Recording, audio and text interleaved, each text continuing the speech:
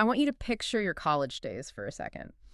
Um, More specifically, I want you to think about walking into one of those massive stadium seating lecture halls. Oh, yeah. You know the exact kind of room. Right.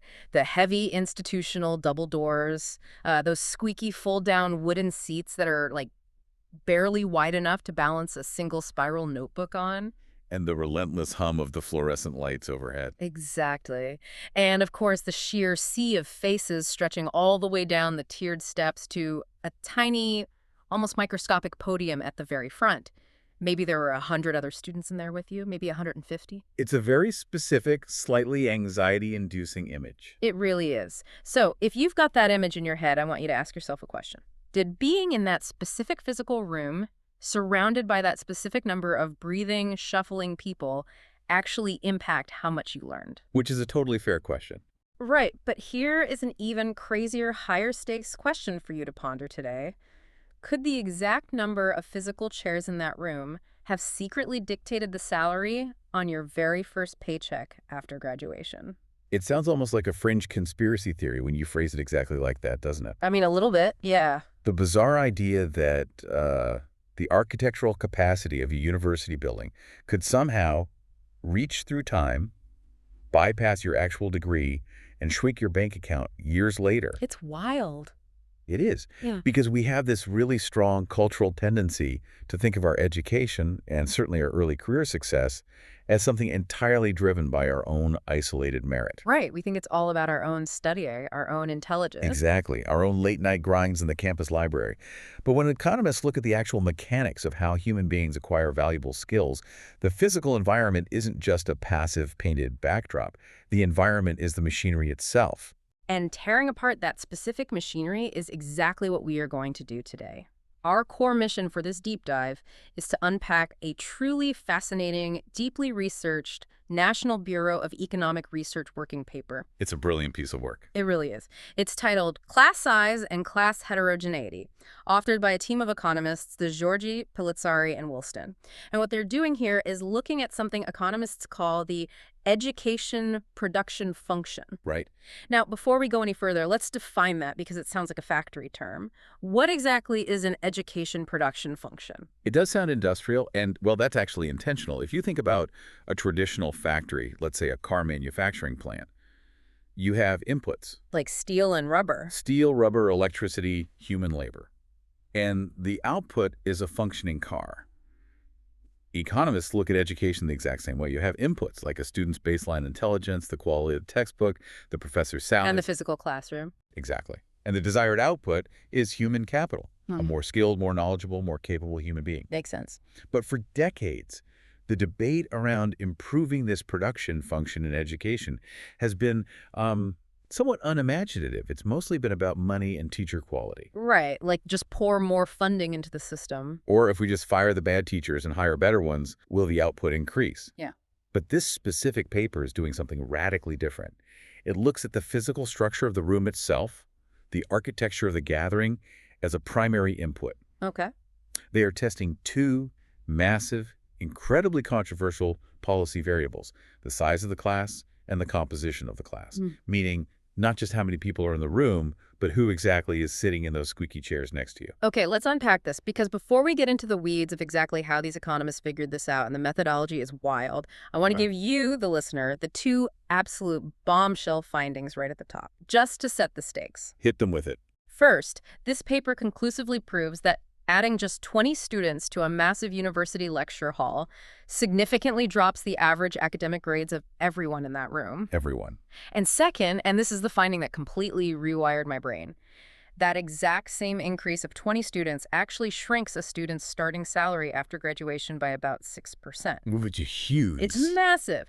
At the time of this study, that was roughly a penalty of 80 euros, or about 115 US dollars, missing from your paycheck every single month. It's gone. Your starting salary penalized simply because there were 20 extra people breathing the air in your sophomore macroeconomics lecture. It's a tough pill to swallow. Now, I know what you're thinking, Yep. because the first thing anyone who has ever taken a high school statistics class is going to scream at their audio player right now is correlation does not equal causation. Right, of course. How on earth can we possibly know that the big class caused the bad grades and the lower salary?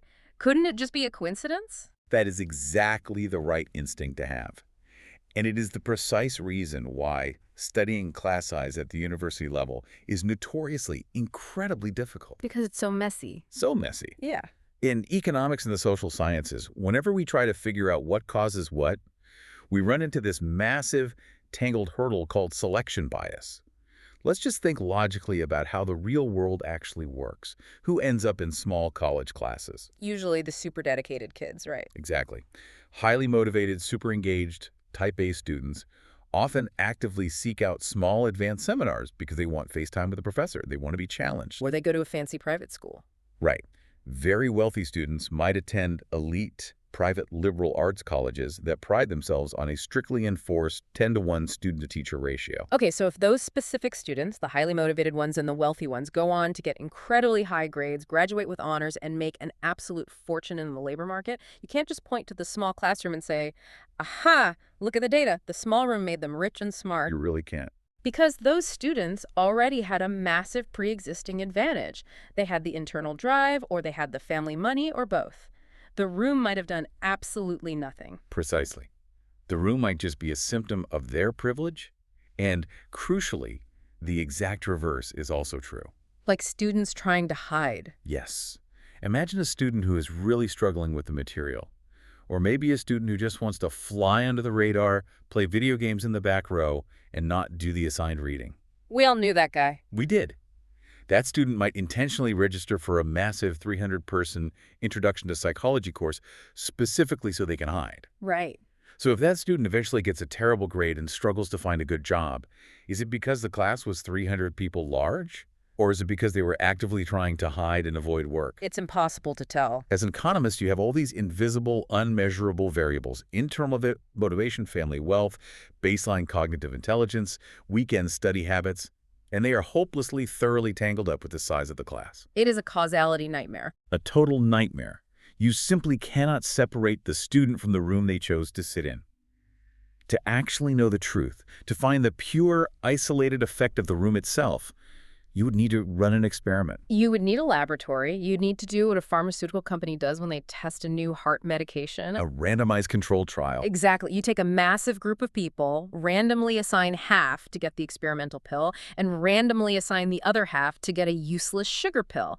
A randomized, double-blind clinical trial, the gold standard of science. Right. But you can't exactly do that with human education, can you? You can't just take 1,000 anxious, tuition-paying 18-year-olds and say, welcome to college, kids. We are going to use your future career prospects as a science experiment. And we're going to assign you to completely random rooms just to see what happens to your brain and your bank account. Yeah, no. There are ethical review boards that would shut that down in 5 seconds. You are absolutely right that you cannot do it on purpose for the sake of an economics paper. But what's fascinating here, and what makes this paper a landmark study, is that sometimes large institutions do things for purely boring administrative reasons that accidentally create the perfect scientific experiment. A natural experiment. A natural laboratory. And that brings us to the specific setting of this paper, Bocconi University in Milan, Italy. Ah, Bocconi. For those who might not be familiar with the European academic landscape, Bocconi is a highly prestigious institution. It's essentially the Ivy League of Italy. Very elite. They focus incredibly heavily on economics, management, and finance. And between the years of 1999 and 2001, the administrators at Bocconi did something incredibly unique and, frankly, a bit bizarre with their incoming freshmen. They really did. For the first 3 full years of their degree programs, students at Bocconi were not allowed to choose their own compulsory lecture classes. Wait, they couldn't pick at all? Not at all. They couldn't coordinate with their roommates to take the same section of microeconomics. They couldn't pick the professor who was known for giving easy A's. Instead, the university used a computerized algorithm to randomly assign every single incoming student into their core lecture classes. And just to be completely clear, because this is crucial, they didn't do this to test the education production function. No, not at all. They weren't trying to help these economists write a paper 20 years later. Why did they actually go through the trouble of building a computerized sorting hat? It was purely about social engineering on campus. The university administrators wanted to encourage wide, diverse social interactions among the student body. Oh, to break up the cliques. Exactly. In many universities, you see the same cliques of students sticking together from high school, taking all the same classes for 4 years and never branching out. Bocconi wanted to prevent that clustering. So they force them to mingle. They wanted to force students to meet entirely different peers in every single class, to broaden their networks, and to generally create a more cohesive, integrated student body. That makes sense. So every single year, for 3 consecutive years, the administration just tossed all the students' ID numbers into a digital algorithm and randomly assigned them a class identifier. So if you get class 4, you're stuck in class 4. If the computer spit out that you were in class 4, you went to the specific physical room designated for class 4 for all your compulsory lectures that entire academic year. You had no say in the matter. Okay, so everyone is randomly sorted. But how does that give us different class sizes to study? Because usually a university just says, well, we have 1,000 students, we'll make 10 classes of 100. This is where the physical architecture of the university campus comes into play. Bocconi's campus, like many historic European universities, wasn't built all at once. It's made up of different buildings, constructed in different decades, with completely different architectural blueprints. Oh, so the rooms are just literally different sizes. The physical lecture halls themselves were permanently different sizes. Some rooms had 110 chairs bolted to the floor. Other rooms down the hall had 150 chairs bolted to the floor. Okay, I see where this is going. So, by pure geographical chance, your randomly assigned Class 4 might be scheduled in a room that physically holds 113 students, while your friend's randomly assigned Class 2 might be in a cavernous room across the courtyard that holds 147 students. So the university just fills the room to its architectural capacity. Exactly. The researchers looked at 72 distinct class units across the 1999-2001 cohorts. The average class size across the board was about 131 students, but the standard deviation was 20. So it swung by about 20 people either way. Right, meaning the vast majority of these compulsory classes were somewhere between 111 students on the small end and 151 students on the large end. Okay, I see the setup, but as a skeptical listener, and we always try to put ourselves in the shoes of someone trying to poke holes in the data, I need absolute ironclad proof that this was actually random. It's a very valid concern. Because let's be honest, algorithms can be deeply flawed. Or worse, sometimes university administrators say they do things randomly, but secretly they are balancing things out behind the scenes. Sure. Like maybe they secretly make sure all the scholarship kids are in one class, or they make sure the legacy admits get the smaller rooms. How do the researchers prove to us that this is a true pharmaceutical-grade, double-blind, random experiment? The researchers were incredibly diligent about proving this because they knew that the entire scientific validity of their paper rests entirely on that algorithm being flawless. They were granted access to a treasure trove of administrative data from Bocconi, which included every single student's entry test score. Okay, so what was this entry test? It was a rigorous, standardized cognitive and academic assessment that every student had to take before being admitted. So it's a baseline measurement of how smart or academically prepared they are before they ever set foot in a lecture hall. Exactly. Now, to prove the randomness, the researchers used something called an F-test. Okay, stop right there. I promised our listeners we wouldn't just throw statistical jargon at them without explaining it. What is an F-test, and how does it prove the computer wasn't playing favorites? Explain it to me like I have absolutely no background in statistics. Fair enough. Let's use an analogy. Imagine you have 2 massive vats of vegetable soup. You want to know if they taste exactly the same, but you can't possibly drink both giant vats. Right. So you take a small spoonful from vat A and a small spoonful from vat B. You taste them. Maybe one spoonful happens to have a tiny bit more salt just by pure chance, but overall they are basically identical. Okay, I'm tracking. An F-test is a mathematical way of tasting those spoonfuls. It compares the average characteristics of different groups to see if the differences between them are just random background noise, or if there is a fundamental structural difference in the recipe. Okay, so the researchers are taking a spoonful of class 4, the small class of 110, and a spoonful of class 2, the big class of 150, and tasting them to see if the ingredients, the students, are fundamentally different. Exactly. And when they ran these mathematical F-tests to check for the equality of means across all the different randomly assigned classes, they looked at multiple ingredients. What? They looked at the proportion of female students, they looked at the proportion of students coming from high-income families, and most importantly, they looked at that baseline cognitive ability from the entry tests. And in every single category, The statistical F-tests showed absolutely zero significant difference between the cohorts. Wait, really? Not even a slight skew? None. The researchers actually plotted the distribution curves for these entry test scores visually. It's figure 2 in the paper. It is remarkable to look at. The curves for the different classes perfectly overlap. It Wow. looks like someone just took a stencil of a bell curve and drew the exact same shape over and over again. Class 1, Class 2, Class 3, whether the room had 110 people or 150 people, they all contain the exact same mathematically identical proportion of brilliant high scorers, solid average scorers, and struggling low scorers. It was a perfect, flawless, computerized shuffle. And what about the professors? Because if I'm a university dean and I have a brilliant, award-winning, charismatic professor, I might secretly assign them to the biggest room so more students can hear them. Or conversely, I might give them the smallest room as a reward. They checked that too. Even the professors were essentially assigned at random. The researchers looked at the data to see if the best or most popular professors were consistently put into specific room sizes. But nope. A professor might teach 120 students one semester and 160 students the next. Complete look of the draw. So we really do have our perfect laboratory. We have a massive population of students who are identical in every measurable statistical way, taught by randomly distributed professors, but completely by chance, they are sorted into physical rooms of different sizes. Exactly. All the background noise that ruins normal studies, the family wealth, the internal motivation, the teacher quality has been mathematically neutralized. We are finally looking at the pure, isolated effect of the physical room size itself. Which brings us to the first major question. The academic penalty. What actually happens to the grades when the walls of the room get pushed out and more students are crammed inside? Okay, yes, let's dive into the GPA hit. But before we get to the final number, I have to introduce a little bit of logical friction here. Oh, bring it on. You've proved the room assignments were random. The algorithm was perfect. But humans are sneaky, right?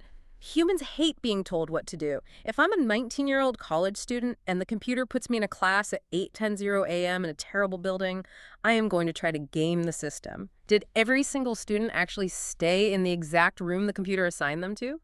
It is a great point because human nature always tries to find a loophole. Even in a strict, computer-enforced random assignment system, students will find a way to wiggle. Did they? In the Bocconi data, the administrators found that a very small percentage of students, less than 6%, actually managed to successfully switch their assigned classes. Right, like maybe someone literally breaks their leg skiing over the weekend, and they physically cannot walk up the 4 flights of stairs to the historic building where Class 4 is held. Exactly. So they petition the dean's office for a medical exception to switch to Class 2, which is on the ground floor. Or, theoretically, maybe an incredibly hyper-motivated Type A student realizes that Class 4 is being taught by a brilliant professor who is known for writing amazing letters of recommendation. So that student invents an elaborate excuse, pesters the registrar's office for weeks, and manages to switch into it. Ah. Now, even though it's rare, again, less than 6%, that tiny group of switchers introduces a tiny microscopic bit of that selection bias we talked about earlier. Suddenly, Class 4 has one extra highly motivated kid. So the pure laboratory is slightly contaminated. How do the economists fix that? This is why the paper uses 2 different highly sophisticated statistical models to calculate the drop in grades. They use OLS, which stands for ordinary least squares, and AV, which stands for instrumental variable. Okay, time for another ELI 5 explain. Like I'm 5. What is the difference between OLS and IV, and why do we need both? Ordinary least squares, or OLS, is the simpler one. It basically just looks at the raw final data of where students actually ended up sitting when the semester started, including the sneaky switchers. It takes the room size as it was in reality and compares it to the grades. Okay, and 4. Instrumental variable, or 4V, is a much more elegant, powerful technique. It essentially says, we know human behavior is messy. We know 6% of you cheated the system, so we are going to completely ignore where you eventually sat. Wait, they ignore the reality of the room. They ignore the manipulated reality. Instead, VOV uses the original random assignment, where the perfectly unbiased computer algorithm told you to go, as the instrument to measure the effect. Oh, that's smart. Imagine a marathon where everyone is randomly assigned a starting position. If a few runners secretly sneak forward to get a head start, OLS measures them from where they actually started running. 4 measures them from where they were supposed to start. That makes perfect sense. By using the original algorithmic assignment, IV mathematically strips away the bias introduced by the rule breakers. It gives us the pure, uncontaminated causal effect of being slated for a large class. That is incredibly clever. It completely isolates the math from human trickery. So what do both of these models actually show when they crunch the numbers on the exams? Both models show a robust, undeniable, highly statistically significant negative correlation. The bigger the class, the lower the grades. Specifically, the data reveals that adding just one single student to the classroom drops the average grade of the entire room by 0.012 points. Okay, 0.012 points sounds minuscule. It sounds like a rounding error. It does, until you scale it up to the standard deviation of the rooms we were talking about. Remember, the difference between a smaller class and a larger class in this experiment was about 20 students. Right. When you increase the class by 20 students, the average grade drops by about 0.34 points. The paper notes this is roughly 0.15 of the standard deviation in academic grades. Let's translate that out of academia speak for our listeners, because 0.15 of a standard deviation doesn't mean much to someone who hasn't looked at a grading curve recently. What does a 0.34 point drop actually feel like to a stressed, sleep-deprived 19-year-old? Think of it this way. In many grading systems, a 0.34 drop is the difference between getting a solid B+ and getting a flat B, or the difference between a B- and a C+. Ouch. For a single student on a single exam, it might just be an annoyance. But remember, this isn't just one student. This is the average drop for every single person in the room. A room of 150 people is collectively performing a whole tier worse than a room of 130 people, purely because there are 20 extra bodies taking up oxygen in the back rows. That's wild when you put it that way. Right. For students hovering on the edge of academic probation, or students trying to maintain a minimum GPA to keep a crucial financial scholarship, that 0.34 drop isn't a rounding error. It is a catastrophic penalty. It is the difference between staying in school and dropping out. And this is where I really need to push back, because this finding challenges a lot of my own conventional wisdom and probably the intuition of anyone listening. Sure. Oh, yeah. If I'm taking a freshman composition class and the class size goes from 10 students to 30 students, I completely 100% understand why my grades would drop. In a class of 10, the professor can read my essay line by line, look me in the eye, and explain where my thesis is weak. Of course. If there are 30 kids, the professor doesn't have time for that individual attention. My learning suffers, I get it. But we are talking about Bocconi University. We're talking about classes that already have 130 people in them. Right. If I am sitting in a stadium seating room with 130 people, I am already completely anonymous. The professor is already just a tiny speck pacing back and forth at the front of the room. There is zero individualized instruction happening. So, logically, why on earth would adding 20 more people matter at that point? Shouldn't the effect of class size just plateau after a certain point? Going from 10 to 30 matters. But going from 130 to 150, shouldn't it just be a massive, indistinguishable sea of faces either way? Why doesn't the curve flatten out? If we connect this to the bigger picture of the data, the researchers found the exact opposite of a plateau. The data proves that the negative effect of class size is linear. Linear, so it just keeps dropping. It does not diminish, Yeah. and it does not flatten out. Yeah. Going from 130 to 150 students does just as much marginal damage to the GPA as going from 10 to 30. And to understand the why behind this, which is the most fascinating part of the paper, we have to completely change how we think about what a classroom actually is. Okay. We have to look at the mechanical mechanism of learning. Okay, I'm listening. You correctly pointed out that in a room of 130 people, the professor isn't tailoring their teaching. They aren't looking at your specific essay. They're delivering a standardized lecture. So the failure of the large classroom isn't a failure of the teacher's pedagogy. It's something else entirely. To explain this, the researchers rely heavily on a highly influential theoretical framework known as Lazier's 2001 disruption model. The disruption model. I love this concept. I've read a bit about it, and it feels so viscerally, agonizingly true to anyone who has actually sat through a massive university lecture. Break down Lazier's theory for us. The leader's model operates on a very simple premise. Learning in a classroom setting is essentially a public good. Just like a public park or a clean highway, everyone gets to use it and benefit from it simultaneously. But it can get ruined. Exactly. Just like a public park, it is highly vulnerable to negative externalities. A negative externality is when someone else's behavior pollutes the shared resource. Yeah. In a classroom, that pollution is disruption. And we aren't necessarily talking about someone standing up on their desk and shouting, right? It's much more subtle than that. Exactly. Yeah. Every single student sitting in that room has a certain baseline mathematical probability of doing something disruptive at any given minute. Maybe they raise their hand to ask a completely meaningless, confused question that derails the professor's train of thought for 5 Oh, that minutes. happens all the time. Maybe their phone buzzes loudly against the wooden desk.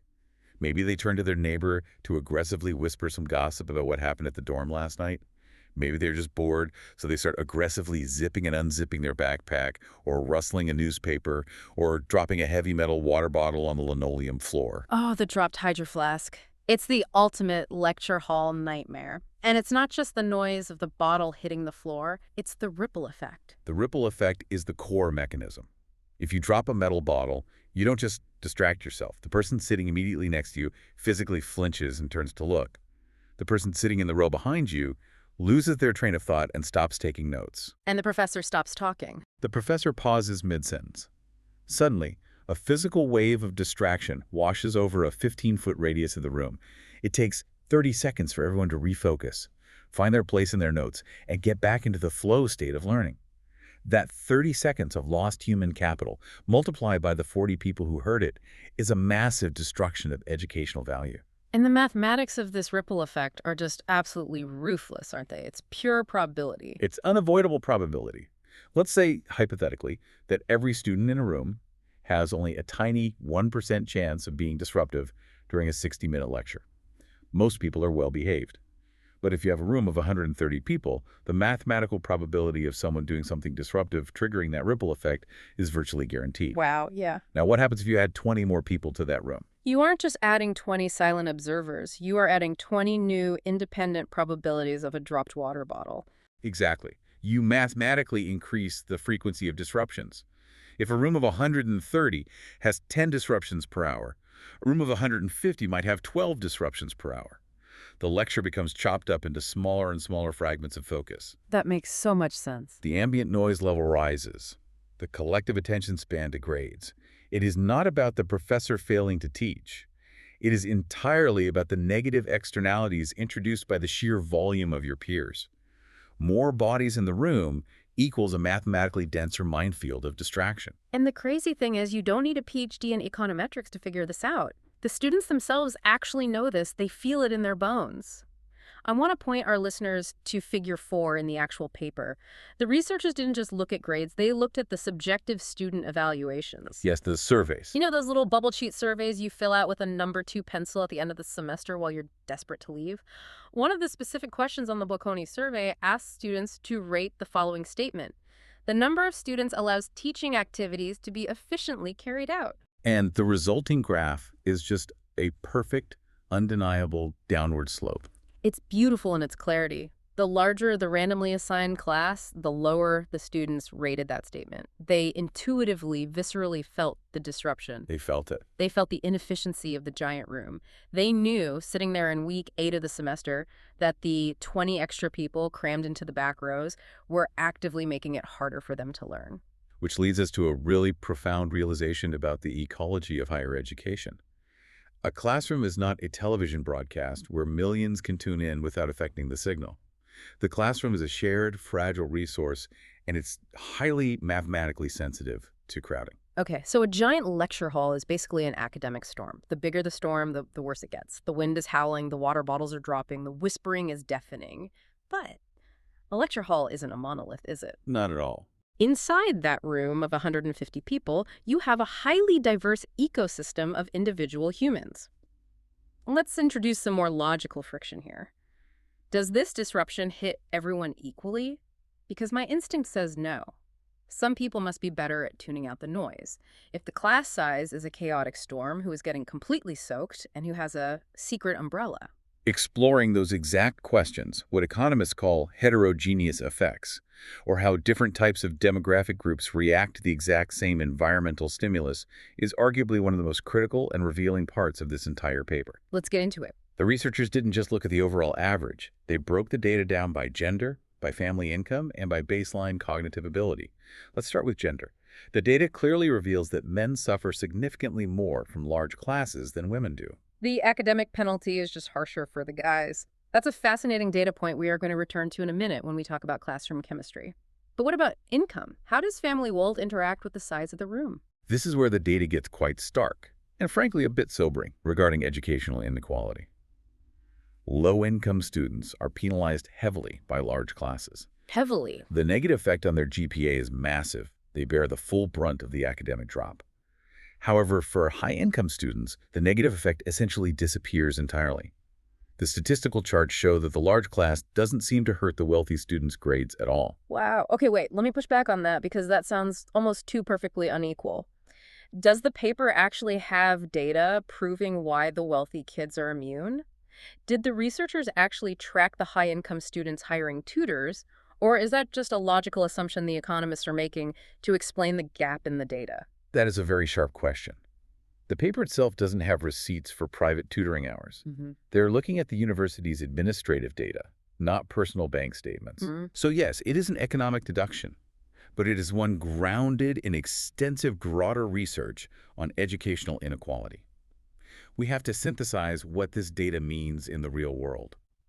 Think about the mechanical reality of what a high-income student can do when they walk out of a terrible, disruptive, overcrowded lecture where they learned absolutely nothing. Let's replace the storm metaphor because it's a bit cliche. Let's think of it mechanically. Let's say the massive disruptive classroom is a severely pothole-filled road. Everyone is forced to drive down it. I like that. The high-end kid student is essentially driving down that pothole-filled road in a luxury SUV with a state-of-the-art multi-thousand-dollar private suspension system. Okay. If the lecture was useless because 150 people were whispering and dropping water bottles, the high-income student suspension kicks in. They can go home and hire a private graduate student tutor to sit with them one-on-one and reteach them the material for an hour. Or buy extra resources. They can afford to buy the absolute best, most expensive supplementary textbooks and online video courses. And crucially, when they go home to study, they probably have a completely silent, dedicated study room in a spacious off-campus apartment with high-speed internet and no distractions. They have a private, expensive safety net that catches them when the public good of the classroom fails. Exactly. They can literally buy their way out of the disruption penalty. The low-income student, on the other hand, is riding a bicycle with no shocks down that exact same pothole-filled road. Ooh. They don't have the luxury of a private suspension system. If the lecture fails, they are left entirely to fend for themselves. They might have to go back and study in a cramped, noisy shared dorm room. Or go straight to work. They might have to rush straight from the lecture to a part-time job, meaning they don't have 4 extra hours to teach themselves what the professor failed to convey. They rely completely, 100%, on the efficiency of the public classroom instruction. So when that instruction breaks down due to crowding and disruption, they bear the full, violent force of the academic penalty. That makes painful sense. It's a compounding disadvantage. Okay, so we've covered gender and income. What about the third category? Baseline cognitive ability. And this is the one that actually completely surprised me when I was reviewing your notes on the paper. I thought it might. Because my immediate assumption was that the smart kids, the ones who scored in the absolute top percentile on that rigorous entry test before the semester started, would be totally immune to the big class. I figured a brilliant kid could just read the textbook, tune out the ambient noise, ace the midterm, and not care if there were 10 people or 200 people in the room. It is a very common assumption. But the data unequivocally rejects it. Baseline cognitive ability does not change the penalty whatsoever. Really? The brilliantly gifted kids and the struggling, low-scoring kids suffer equally from the large class. Their GPAs drop at the exact same rate. But why? Why does having money protect your GPA from a noisy room, but having raw, unadulterated intelligence doesn't? Because raw intelligence doesn't alter the physics of the environment. Being a genius doesn't magically make the professor's voice louder. Good point. A high IQ doesn't put an invisible soundproof bubble around your desk to stop the 2 people behind you from aggressively gossiping. Disruption is disruption. If the ripple effect shatters your focus, you lose the information, regardless of how fast your brain processes data. So it's just purely environmental. It degrades the learning environment for everyone equally. Money buys a secondary environment. Intelligence just forces you to suffer the primary environment faster. Money buys a secondary environment. That is a brilliant way to phrase it. Okay, but here's where it gets really interesting. I want to circle back to the first demographic split you mentioned. Gender. Right. You noted that women survive large classes better than men. They don't take nearly as much of a GPA hit from the crowding. which naturally leads us to a fascinating hypothetical. If women handle the disruption better, what happens if we actively change the ratio of men to women in the room? The classroom chemistry. Yes. This brings us to the second major policy variable this NBER paper examines. Not just the size of the room, but the class composition, the actual human chemistry of the crowd. And this is where the paper's findings elevate from simply observing a depressing penalty to actually discovering a mathematical optimization formula. The researchers asked a profound question. How does the gender makeup of the room affect the entire class's overall performance? Like everyone combined. Exactly. They aren't just looking at how well the women do in a room full of women or how the men do. They're looking at the overall average GPA of every single human in the room combined. And the answer they found is not just a simplistic, more women equals better grades. It's not a straight, linear line pointing endlessly up to the right. The paper reveals a very specific, mathematically calculated, inverted U-shaped curve. Let's explain the architecture of that curve, because it is crucial for anyone interested in managing human groups. Imagine a graph where the horizontal axis at the bottom represents the percentage of women in the class, sliding from 0% on the left all the way to 100% on the right. Okay, I'm visualizing it. And the vertical axis represents the overall average grade of the class. The data shows that if you start with a heavily male-dominated room, say an old-school finance seminar that is 80% men, and you start slowly adding more women to the mix, the average grade of the entire class goes up. Both the men and the women perform better. The curve climbs. But, critically, it doesn't climb forever. It eventually hits a ceiling, a peak. And then as you continue adding women past that peak, making the room 70%, 80%, 90% female, the curve actually starts to go back down. Oh, wow. The marginal benefits of adding more women diminish and eventually reverse, dragging the overall grades down with them. And because these Bocconi economists have this incredible massive data set of thousands of students, they didn't just point to a vague curve. They used calculus to find the exact peak of the mountain. The optimal, perfectly balanced mathematical sweet spot for a classroom's gender makeup. The specific ratio where the entire room achieved the absolute highest possible academic grades is exactly 49.4% female, basically a perfect, down-the-middle 50-50 split. Which is a beautiful, almost poetic mathematical validation of gender balance. But we have to ask, why does this happen mechanically? Why does the curve go up and why does it go down? Yeah, what's the driver here? The researchers rely on a broad spectrum of sociological and economic literature to explain the upward climb. Studies across decades consistently show that women, on average, and we are speaking in broad statistical averages here, exhibit more pro-social behavior than men at that age. Okay, meaning what? Statistically, 19-year-old women are involved in less petty crime, they engage in less binge drinking, and crucially for our specific context, they engage in significantly less classroom disruption. Right, so we're going all the way back to Lazier's disruption model. If you have a room completely full of 150 19-year-old guys, the statistical probability of someone throwing a paper airplane, making a loud, inappropriate joke to their buddy, or just generally being a chaotic distraction is mathematically very high. Very high. When you start adding women to the room, replacing those high-probability disruptors, you are essentially adding a stabilizing element to the ecosystem.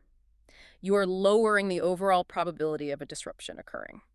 The ripple effect calms down, the ambient noise drops, the water bottles stay on the desks. Everyone learns better. Exactly. The women effectively calm the academic storm. But the real mystery is why the curve goes back down after 49.4%. Yeah, if they're less disruptive, shouldn't 95% women be the quietest, best class ever? You would think so.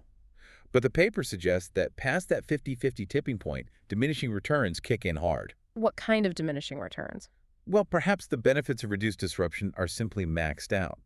Once you reach a certain level of quiet, getting even quieter doesn't actually help you learn any faster. That makes sense. But more importantly, other social dynamics begin to take a toll. Perhaps different types of social clustering or social friction emerge in highly homogeneous environments. Or, more likely, the profound cognitive benefits of having diverse perspectives, diverse life experiences, and diverse problem-solving approaches in the room are completely lost when one gender entirely dominates the other. So you need the balance. The key takeaway here, the absolute truth of the data, is that the educational environment thrives on complementary balance, not monopoly. Complementary balance. I like that.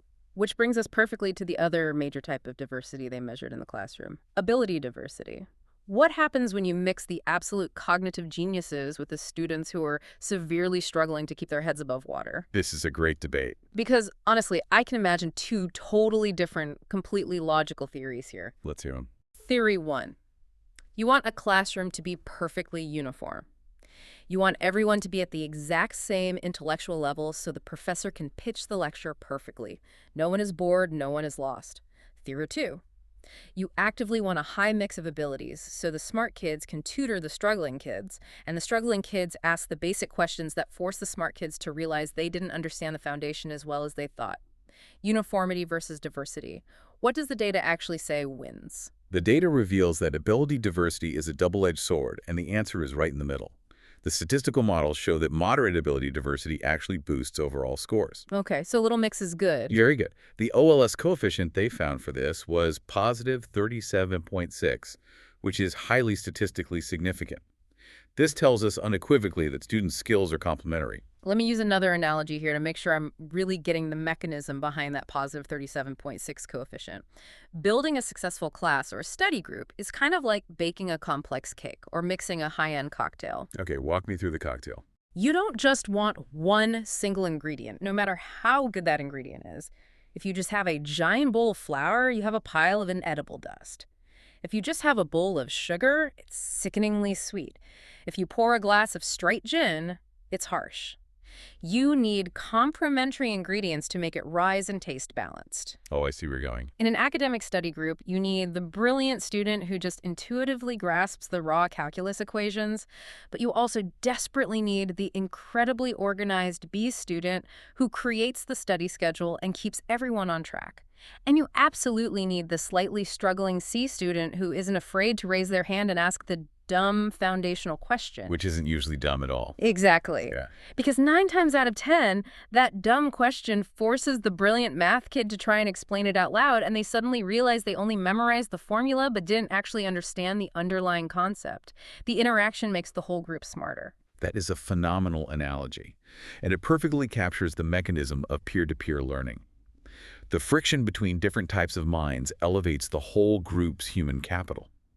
However, just like with baking, the data shows that you can go too far. Right. If you throw absolutely every single ingredient from your pantry into the mixing bowl flour, sugar, ketchup, mustard, chocolate chips, and crushed garlic, the system completely collapses. It becomes toxic. Yeah, nobody wants that cake. The researchers found that extreme hyperdiversity in cognitive ability actually breaks the educational production function. Right, because if the room is hyper-diverse, the professor is trapped in a completely unwinnable dilemma. If you have a room of 150 people where half the students are literally ready for advanced multivariable calculus and the other half are genuinely struggling to remember basic high school algebra, the professor cannot speak to both groups at the same time. It is physically impossible. If they pitch the lecture high to satisfy the geniuses, half the room is hopelessly lost and confused. If they pitch the lecture low to help the struggling kids, half the room is agonizingly bored. And what happens when a student is hopelessly lost or agonizingly bored? They start dropping their water bottles, they start whispering. Exactly. The negative externalities instantly return. The bored student pulls out their phone. The lost student starts packing up their bag loudly. The disruption model kicks back into high gear. So it's all connected. So concluding the classroom chemistry section, the data provides a clear blueprint. The optimal highest achieving classroom is one with a balanced 50-50 gender split and a moderate but not extreme variance in baseline intelligence. Okay, I think we have thoroughly, comprehensively established that the physical room you sit in and the specific human sitting next to you drastically changes your GPA. And honestly, if you are a 19-year-old college student listening to this, a dropping GPA feels like the literal end of the world. It is the most important metric in your life. Oh, absolutely. But I want to pivot now. Because for you, the listener, who is likely commuting to work right now, who maybe graduated from college 5, 10, or 20 years ago, you probably don't care about your college GPA anymore. You probably haven't looked at your transcript in a decade. Most people haven't. What you care about is the real world. You care about your mortgage. Does any of this classroom ecology actually matter after you cross the graduation stage, take off the weird square cap and gown, and enter the labor market? Does a squeaky chair in a 150-person college class actually follow you to work? This specific question is what elevates this paper from a really neat localized study about higher education into a truly groundbreaking historic piece of labor economics. Because they kept tracking them. Because the researchers didn't just pack up their calculators and stop tracking these students at graduation. They utilized Bocconi University's incredibly extensive alumni network and graduate surveys to track these exact same randomly assigned students 1.5 years into the brutal, competitive, real-world labor market. They actually tracked down their tax brackets, they looked at the actual euros clearing in their bank accounts, and the results they found are absolutely staggering. They really are. Let's reiterate the bombshell from the intro. Having an average class size that is just 20 students larger during your college years results in an entry wage penalty of approximately 80 euros a month at your first real job, which was roughly 115 US dollars at the time. And to put that raw number into a statistical perspective, 80 euros a month represented a massive 6% drop from the overall average starting wage of a Bocconi graduate. 6%. Think about that. A 6% penalty siphoned out of your paycheck every single month simply because a randomized university algorithm assigned you to a physical room with 150 chairs instead of a room with 130 chairs 3 years earlier. I really want our listeners to think about the long-term compounding mathematical effect of that. Because your first salary anchors your entire life. If your starting salary at age 22 is 6% lower, your first 3% annual raise is based on a mathematically lower baseline. It snowballs. When you jump to your second job at age 26, your next salary negotiation is usually anchored to your previous salary. That 80 euros a month doesn't just disappear. It compounds over a 40-year career into a staggering, life-altering loss of lifetime wealth. It could be the difference between retiring at 60 and retiring at 70. It really is a massive impact over a lifetime. But wait, I have to play devil's advocate here again because my logical brain is screaming a very obvious objection. Isn't this just the GPA effect wearing a trench coat? Explain what you mean by that. You already proved exhaustively that big classes lower your GPA, and obviously, prestigious employers like to hire kids with high GPAs. If you apply to Goldman Sachs or McKinsey, they ask for your transcript. True. So isn't the chain of causality incredibly simple? Big class causes bad grade causes bad job pays less. The room didn't lower your salary, your terrible grades lowered your salary. That is the exact logical pathway that the researchers initially assumed. It makes perfect intuitive sense. Class size degrades academic knowledge, which degrades the GPA on the transcript, which lowers the wages offered by the employer. So is that what happened? But what makes this paper a masterpiece is that they actually had the granular data to test that specific assumption. They ran their statistical models a second time. But this time, they mathematically controlled for the student's final graduation GPA. They held the grades perfectly constant. Meaning what? Give me a scenario. They mathematically compared two hypothetical students who both graduated from Bocconi with the exact same degree and the exact same final GPA, let's say a perfect 4.0. On paper, to a hiring manager, they are identical clones. Okay. But student A achieved that 4.0 sitting entirely in small classes of 110 people. Student B achieved that 4.0 sitting entirely in massive classes of 150 people. If the GPA is the only thing employers care about, their salary should be identical. Then what happened to the clones? The wage penalty still existed, almost entirely. You're kidding. Controlling for academic performance only decreased the magnitude of the 6% wage, hit by about 10%. The vast majority of that salary drop was what economists call an independent effect. Right. It had absolutely nothing to do with their academic transcript, their major, or their final test scores. Okay, my mind is officially completely blown.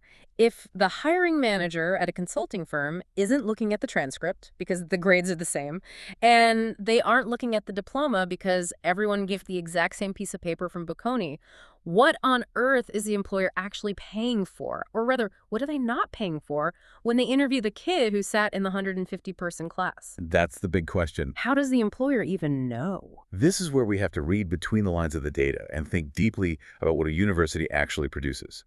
We talked about the education production function earlier. A university does not just produce technical root book knowledge. It is a 4-year training ground for crucial, unquantifiable soft skills. Think about high-level communication. Think about leadership. Think about the ability to network in a room full of strangers. Think about the sheer psychological confidence it takes to raise your hand, speak up, and defend an unpopular idea in a crowded room. Yes, let's drill into that. Imagine the mechanics of a small 30-person seminar. In a room of 30, you literally cannot hide. You are forced to talk. You are forced to defend your ideas out loud against a professor's counterarguments. That's intimidating. You learn how to make sustained eye contact with a scary authority figure. You learn the cadence of professional debate. But if you spend 3 formative years hiding in the back row of a cavernous 150-person lecture hall, staring at your laptop screen, desperately praying the professor never cold calls you, those specific soft skills completely atrophy. They never develop. They aren't just unused. They never neurologically develop in the first place. Exactly. In the giant lecture hall, you are actively learning to be passive. You are being trained to be an anonymous consumer of information, a face in the crowd. Now, fast forward 3 years. You are sitting across a polished mahogany desk from a hiring manager for your very first high-stakes job interview. Oh, boy. That hiring manager cannot magically see your econometrics final exam score, but they can absolutely, instantly sense your baseline confidence. They can evaluate your posture. They can measure how articulately you break down an unexpected problem on the whiteboard. They can read your energy. They gauge your eye contact. The modern job market pays a massive, lucrative premium for those unseen, unquantifiable interpersonal skills. And this data proves that massive classes actively suppress the development of those exact skills. The employer isn't penalizing your room size. They are penalizing your lack of presence, which the room size stole from you. That is a chilling realization about the true cost of crowding. But I have one last skeptical hurdle regarding the wage data. People lie. Especially about money. Especially about money. If I take a survey 1.5 years after college, and I'm a little embarrassed about my entry-level salary, I might round up. Or maybe the survey just asks you to check a box. Do you make between 30K and 40K or 40K and 50K? How can the researchers be so confident in this exact 6% penalty when survey data is notoriously messy? The researchers anticipated that exact critique, which is why they put this data through incredibly rigorous robustness checks. To handle the issue of people checking boxes for salary brackets rather than giving exact figures, they used a sophisticated statistical tool called interval regression. Okay, another ELI 5. What does interval regression do? Imagine you are trying to find the exact average height of a group of people. But instead of using a tape measure, you only ask them, are you between 5 and 6 feet tall or 6 and 7 feet tall? Right. You only have brackets or intervals. Interval regression is a mathematical modeling technique that essentially smooths out those clumsy brackets. It uses the distribution of all the other known data points, like their grades, gender, and class size, to statistically estimate exactly where, inside that wide bracket, each individual most likely falls. Okay, so it fills in the blanks. It turns chunky, grouped data back into a precise, continuous trend line. And when they ran the interval regression, the wage penalty didn't disappear. It remained stubbornly, highly significant. The coefficient for the average class count on wages hovered steadily between -4.2 and -4.6. So the math holds up to the absolute highest academic scrutiny. The big class literally steals your future money. They even went a step further to control for wild, real-world anomalies. For example, during the years 1999 to 2001 in Italy, there was still compulsory military service for young men. Oh, wow. I didn't think of that. This meant that the survey response rates for men 1.5 years after graduation were a bit skewed, because some of them were in the Army and not in the corporate labor market. The researchers mathematically controlled for this anomaly. No matter how many stress tests they ran, no matter how they sliced the data, the paycheck penalty was terrifyingly real. Okay, so let's shift gears from diagnosing the disease to prescribing the cure. Let's talk about policy.